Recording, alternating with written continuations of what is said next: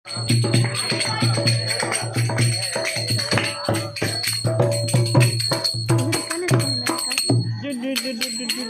श्याम रामचंद्र भगवान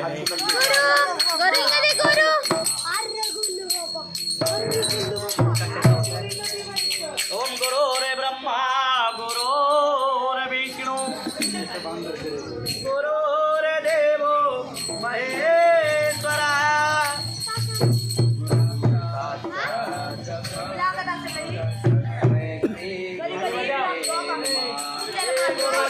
कमलभ्यो नमः ज्ञानमूलं गुरुमूर्ति पूजामूलं गुरुपदं मंत्रमूलं गुरुवाक्यं मोक्षमूलं गुरु कृपा बोले सद्गुरु भगवान की।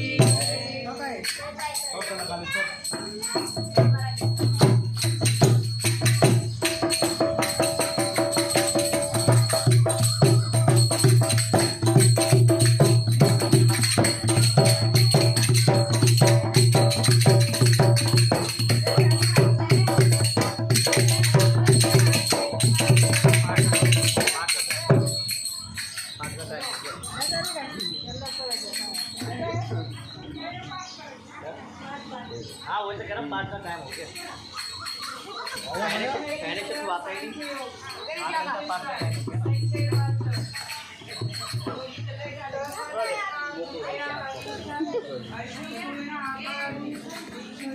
बहुत दिन में आए थे।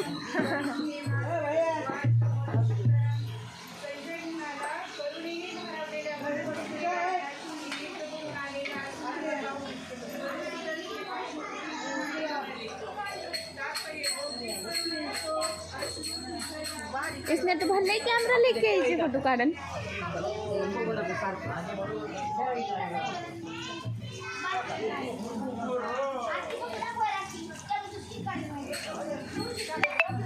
इथे बघा मावशी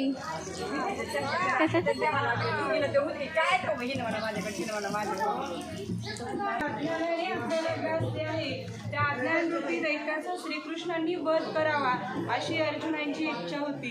करुणेचा उपयोग कुठे करावा हे कोणालाही समजत नाही। बुडणाऱ्याच्या वस्त्राविषयी करुणा करणे व्यर्थ आहे। अज्ञानरूपी महासागरात बुडालेल्या मनुष्याला त्याच्या बाह्य वस्त्ररूपी स्थूल शरीराचे रक्षण करून वाचविता येत नाही।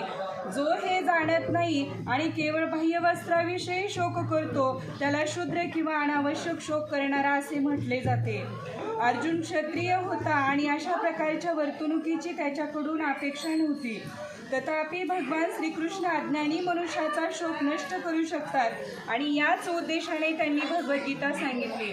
सर्वोच्च अधिकारी भगवान श्रीकृष्ण यांनी सांगितल्याप्रमाणे हा अध्याय आपल्या भौतिक शरीर आणि आत्मा यांच्या पृथक्करणात्मक विवेचनाद्वारे आत्मसाक्षात्कारासाठी मार्गदर्शन करतो। जेव्हा एखादा मनुष्य सकाम कर्माप्रती अनासक्त होऊन कार्य करतो आणि आत्माच्या संकल्पनेत दृढपणे स्थित होतो तेव्हाच त्याला या प्रकारचा साक्षात्कार होण्याची किंवा प्राप्तीची शक्यता आहे। श्री भगवान वाच कुतं त्वा कश्मलम इदं विस्मे समुपस्थितं जुष्टम असर्गम अकीर्तिकरम अर्जुनम। पुरुषोत्तम श्री भगवान म्हणाले, हे अर्जुना, तुझ्यामध्ये अशा अशुद्ध गोष्टी कशा आल्या?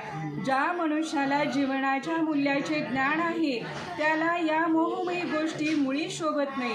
असा मोह मनुष्याचा उच्चत्वर लोकांमध्ये नेण्यात नाही तर त्याच्या दुष्कृतीला कारणीभूत होतो।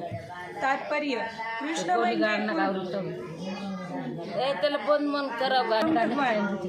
म्हणून संपूर्ण गीतेमध्ये श्रीकृष्णाचा उल्लेख भगवान असाच आहे। भगवान रूपाचा साक्षात्कार सत्याच्या साक्षात्कारामध्ये अंतिम साक्षात्कार आहे।